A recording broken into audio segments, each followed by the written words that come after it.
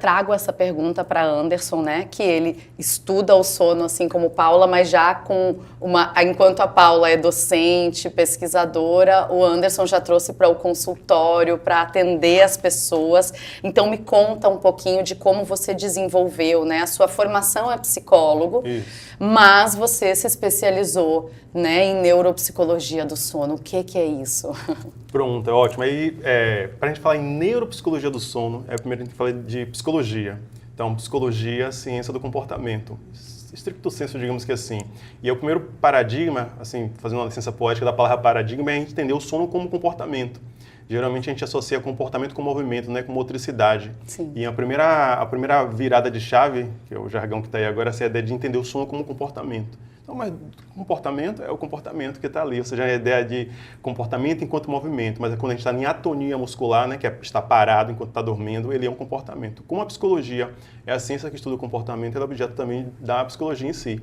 Então, a ideia de que o que a gente faz enquanto estamos em vigília que vai interferir nesse outro comportamento que é dormir.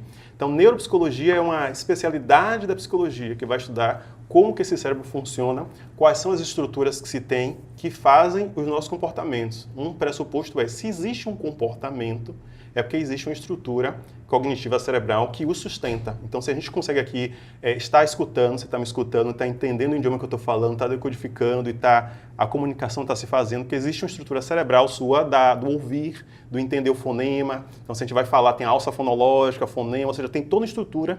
Tanto que quando a gente tem um AVC, né, ou seja, o acidente vascular cerebral, popularmente conhecido como derrame, né, dependendo da sequela, a pessoa apresenta sequela na fala, apresenta sequela na coordenação motora fina. Então, ou seja, o prejuízo, o dano não foi nas mãos, não foi no aparelho fonador, mas apresenta sequela ali porque apresenta algo na parte cerebral que interferiu naquela função visual das mais diversas. O que é que a gente entende com isso e qual é a função de eu estar comentando isso? Que o nosso cérebro ele é a matriz de tudo, é a central. Então, ou seja, assim como é falar, assim é como é ver, assim é dormir. Então, existem estruturas cerebrais que sustentam esse comportamento chamado sono.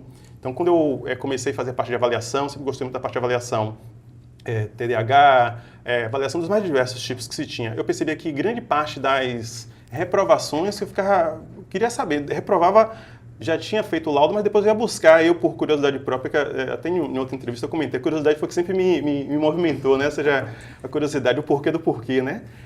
Por que essa pessoa reprovou? Então, fazer um trabalho debaixo do meu próprio, por curiosidade própria, e percebi ao longo do tempo, então eu já estava fazendo tipo uma pesquisa qualificante sem saber, né? Por que essa reprovação acontecia? Eu via que uma incidência muito grande de perturbação do sono. Então, na verdade, o objeto de pesquisa sempre esteve ali ao meu lado e eu ainda não estava sensível a percebê-lo. É como a gente sempre fala, né? O objeto de pesquisa nos encontra, né? A gente tenta buscar, ele se esconde até que encontra. Então, ao longo dos anos foi passando, aí eu fui fazendo outras pós-graduações, a parte de psicofarmacologia, para entender como essa questão medicamentosa. E aí, o que a gente entendeu? Que a insônia, que é o modelo que a gente tem, né? Que é os 3 P's, ela tem uma predisposição genética. Então, existiam predisposições genéticas, genes específicos que deixam o sujeito predisposto, né, a pessoa predisposta à insônia. Ter a predisposição genética de qualquer patologia, assim, não digamos que vá desenvolver, mas é uma predisposição, um fator fragilizante. O segundo P são os fatores precipitantes. Então, tem algo na vida que acontece, um evento interno ou externo, que precipita iniciar a insônia. Então, a gente tem os 2 P's, a fragilidade com aquilo que precipita. Só que a insônia ela é mantida por uma série de um terceiro P, que são os fatores perpetuantes, e esse é comportamental. Porque na tentativa de resolver o problema, a gente tem um suposto saber. Eu acho porque eu sei como vou resolver, eu acho porque isso está acontecendo, né? O achismo, o suposto saber que não é um saber em si. A gente adota uma série de comportamentos para tentar resolver o problema, só que a gente só piora o problema. Daí eu cunhei o conceito conduta autolesiva. Então, eu já listei mais de 60 tipos de condutas autolesivas que só piora a insônia. Desse daí está a busca da melatonina, o chá, ou seja, os subterfúgios que se tem. Então, esse terceiro P aqui, que é comportamental, que é onde o medicamento não chega. Eu sempre costumo dizer, Jana e Paula, assim, existem deficiências hormonais que geram insônia, existem transtornos psiquiátricos que podem gerar insônia, então o medicamento é necessário e imprescindível para poder equilibrar aquela química cerebral ali, para a pessoa poder até aderir a um processo psicoterápico e mudar o estilo de vida. Existem deficiências nutricionais que podem gerar insônia. Existem vínculos que se tem hormonal, tireoide, vários são os fatores. Entretanto, se a pessoa fizer todo esse tratamento, né, e não dá o foco ali no comportamento, ela vai repetir todas as condutas autolesivas que mantêm aquele quadro. E aí, concluindo e devolvendo, eu faço muita comparação paralela com as pessoas que fazem a questão da cirurgia bariátrica. Fez a cirurgia bariátrica, tá magro, você encontra a pessoa, 2 anos depois você encontra, a gente vê o que a gente encontra, né? Tá obeso novamente. Não mudou a relação que aquela pessoa tem com o alimento. A leptina, a grelina, que são neurotransmissores, são hormônios de fome e saciedade, que também é regulado no sono. Concluindo, o comportamento, digamos que é a chave ali para fazer qualquer outra terapêutica ser potencializada, né, ser aderida, dar o efeito. Quando eu percebi tudo isso, eu falei, pronto, é aqui que eu quero ir até aquela ideia, até depois do átomo, né? Depois até a partícula de quarks, ou seja, quero até as últimas consequências. E fui estudando cada vez mais, e eu falei, caramba, o mundo está todo errado. Eu me senti na Idade Média, aquela ideia de todo mundo com infecção e não tinha ainda antibiótico. Aí eu falei, o que eu vou fazer com isso agora? Então eu comecei, com toda a resistência, não queria. Eu falei, eu tenho que ir para a internet e começar a divulgar. Então eu comecei a divulgar um pouco, com muita resistência, não queria, não gostava. Então comecei a divulgar e eu falei, não, essa é a minha área de atuação, acho que eu posso contribuir muito para a vida das pessoas, demonstrando para ela que o medicamento é útil, é válido, é necessário quando tem um psicodiagnóstico.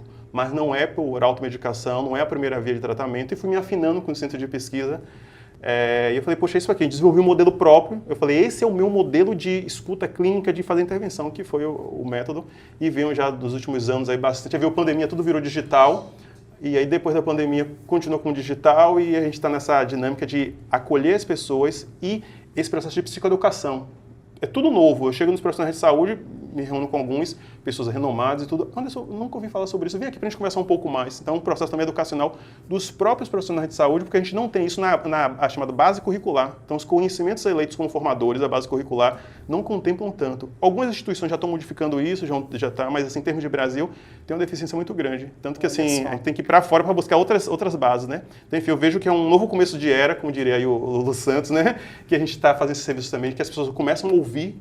Então, eu já passei por vários programas, assim, acho que o serviço que a gente está fazendo aqui, as pessoas, pela primeira vez ouvi falar disso. Então, nomes como adenosina, orexina, começa a ficar comum, no senso comum, que são peptídeos que dá vigília e do adormecimento. Enfim, a gente vai ter tempo para falar. Então, o que me levou foi essa curiosidade de resolver o problema. Eu gosto de resolver o problema. E um fator que a gente tem é que na clínica, minha ação depende da aderência do paciente. O paciente tem que entender. Então, eu tenho muito esse caráter explicativo, educador, depois também 15 anos de docência. Então, olha, vamos resolver. Agora eu preciso que eu vou fazer a minha parte, que você faça a sua parte. Aí os pacientes dizem, eu sinto que você está com mais empenho do que eu. Então, um pouco disso que me levou a mim a ter esse universo misterioso que é o sono. Eu acho que nessa primeira fase aqui, já deu para ver o quão apaixonados vocês são por essa disciplina, vamos dizer, que é o sono. Eu acho que deu para a gente entender a complexidade e também a importância do sono na nossa vida.